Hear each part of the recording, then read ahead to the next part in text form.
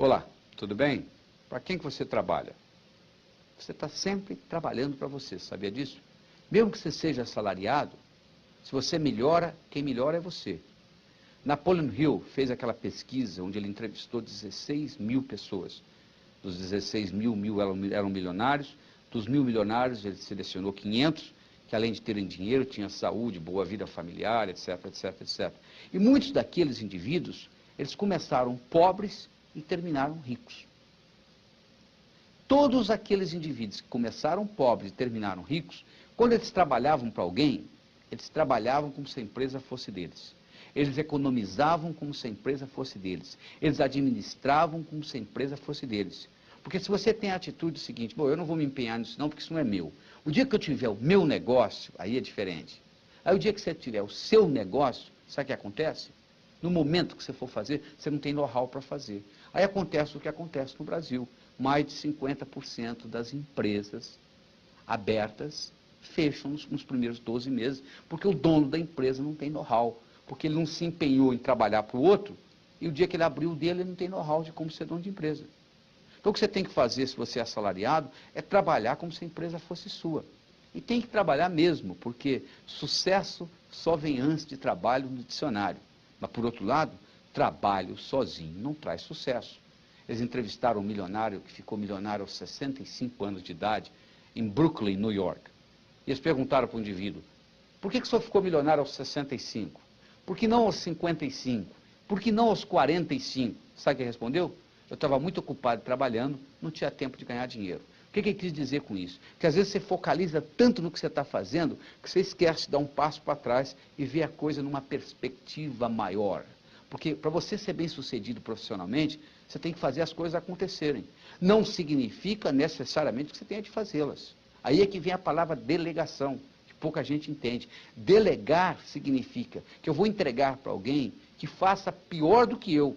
De antemão eu já sei disso, mas eu vou entregar de qualquer jeito, porque eu delegando para outra pessoa, que faz pior do que eu faço, eu vou primeiro liberar o meu tempo para fazer coisa mais importante. E segundo, eu vou estar ajudando a outra pessoa. Você imaginou um cirurgião para operar, tivesse que ser um ótimo cirurgião? E como que ele vai se tornar ótimo? Ele tem que aprender. Alguém teve que delegar para ele chegar lá. Então a pessoa que não sabe delegar, ela está presa, porque você só tem 24 horas por dia, você tem um limite de tempo. O indivíduo que aprende a delegar, ele então alavanca, ele consegue fazer várias coisas ao mesmo tempo. A outra coisa importante para você entender em aspecto de sucesso profissional, é você entender a diferença entre a palavra eficiência e a palavra eficácia. Eficiência significa fazer bem feito. Eficácia significa fazer o que precisa ser feito. Você pode fazer muito bem feito, mas não precisa ser feito. Que diferença que faz? Nos Estados Unidos, aconteceu um acidente com 3 ou 4 crianças, onde elas ficaram presas dentro de geladeiras velhas, que iam para o basement, para o porão da casa. A criança entrava, a geladeira batia. Você lembra que antigamente, você deve ter visitado a casa da sua avó, a geladeira tinha uma maçaneta, e aquela tranca trancava. Então, de dentro não conseguia abrir. Então, as crianças morreram asfixiadas, foi uma confusão enorme nos Estados Unidos, então eles decidiram montar geladeiras que abriam de dentro para fora também. E resolveram treinar as crianças no jardim da infância para abrir geladeira de dentro para fora. Na hora que está tudo pronto para começar, veio um sujeito e disse, para, não precisa nada disso. É só colocar um imã na porta da geladeira. Quando você bater, ela fecha. Se alguém ficar preso lá dentro, é só puxar o pé e abra. Aí o sujeito disse, não, mas está tudo preparado para ensinar para as crianças. Eu disse, mas não precisa. Ensinar o quê? Esse na sua geladeira da sua casa hoje, tem isso, tem um imã que segura. Esse aqui é abrir, é só você puxar, não tem problema nenhum. Então olha que interessante. O que é isso? É fazer o que precisa ser feito. Todas as vezes que você for, na sua empresa, ou na sua vida de um modo geral, gastar tempo ou dinheiro com qualquer coisa, a primeira pergunta que você tem que fazer é a seguinte, isso precisa ser feito ou não? Se a resposta é não, não perca tempo fazendo. Porque o que acontece muitas vezes é a nossa famosa burocracia, né? Diz que a única coisa que nos livra da burocracia é a sua própria ineficiência. Você vê a burocracia, a quantidade de energia que nós gastamos fazendo coisa que não precisa ser feita. Esse aqui é o grande problema, você utilizar a energia por nada. E isso é eficiente? É eficaz? Não está gerando efeito positivo. A outra coisa importante que você tem que entender no aspecto de trabalho é o aspecto de liderança. É o aspecto de você ser capaz de motivar as outras pessoas, de você ser um líder. Ser líder, você não nasce líder, você não vai num berçário e diz assim, aquele ali vai ser um bom líder, aquele não vai. Liderança é programação, você pode incorporar isso na sua vida em qualquer fase. Existem certos componentes, certos ingredientes que fazem um líder um líder. Um deles é a visão. O líder é um visionário, ou seja, ele consegue ver antes da coisa existir. O líder é um vendedor de sonho, ele está vendendo uma coisa que não existe ainda. Quando o Kennedy, em 1961, falou que queria o homem pisando na Lua no final da década de 60, e dia 20 de julho de 1969, Neil Armstrong fez isto. Quando ele falou em 61, não haveria nenhuma possibilidade técnica daquilo acontecer, mas ele criou uma visão. Isso é muito importante. A outra coisa importante é você estar comprometido com o seu trabalho, com a sua visão. A visão nunca pode ser dinheiro, não tem nada errado com dinheiro, mas o dinheiro vem como consequência do seu trabalho, da sua visão, daquilo que você quer manifestar, pelo prazer de manifestar. A outra coisa importante é você saber se comunicar, você saber conversar metaforicamente. A metáfora é a linguagem dos deuses. É importante você trabalhar com integridade.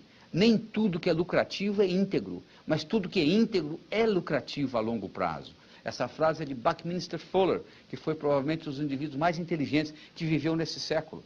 Então você tem que ter integridade, nós não somos não tem nenhum camelô aqui. Você quer fazer o negócio de novo, e de novo, e de novo, e de novo. Você tem que usar mais a sua intuição no seu trabalho. A quantidade de informação dobra a cada 4 anos. A partir do ano 2000, dobra a cada 20 meses. Você não vai conseguir coletar todos os seus dados para fazer uma decisão.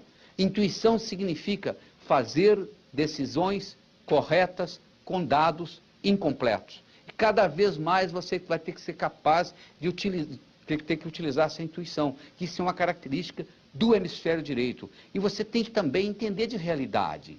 Não adianta você dar uma de avestruz e enfiar a cabeça na areia. Você tem que entender onde você está operando, qual é o mercado, o que isso pode lhe dar de lucro. Você tem o seu pior competidor ainda não apareceu, vai surgir do nada, porque a mudança é muito grande, a competição aumenta cada vez mais. Então você não só tem que trabalhar, mas você tem que dar um passo para trás e ver isso de uma forma diferente, de uma forma panorâmica, conseguir antecipar o futuro, trabalhar com excelência, trabalhar com inovação, estar em constante inovação, inovação o tempo todo, mudando, porque muda, o mercado é dinâmico, ele está sempre em mudança, sempre em mutação. Do mesmo modo que o mercado está em constante mutação, a sua abordagem tem que estar em constante mutação, porque senão vai acontecer o que acontece com a maioria das empresas. Você pega as 500 maiores empresas mundiais em 95, você pega as 500 maiores empresas mundiais em 1960, 2/3 daquelas que eram grandes em 60 não existem mais. O que aconteceu? Elas acreditaram que tinham bastante sucesso, que eram grandes, o paradigma mudou, o mercado mudou, elas não conseguiram fazer nada. Não é verdade?